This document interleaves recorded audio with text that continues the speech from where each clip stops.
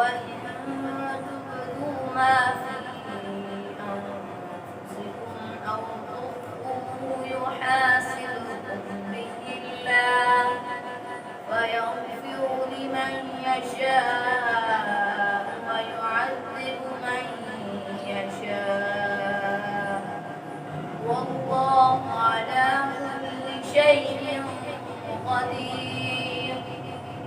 آمن الرسول بما أنزل إليه من ربه والمؤمنون كل آمن بالله وملائكته وكتبه ورسله لا نفرق بين أحد من رسله وقالوا سمعنا وأطعنا غفرانك ربنا وإليك المصير.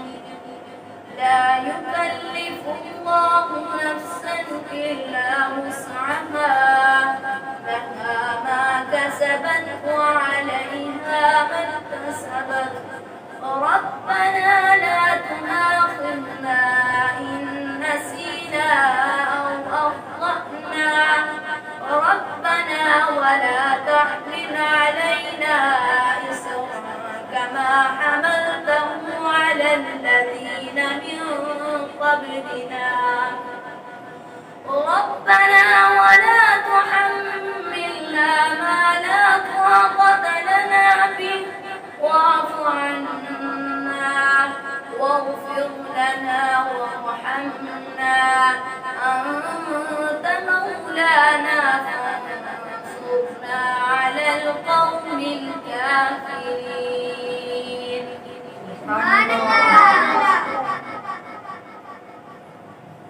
صدق الله العظيم.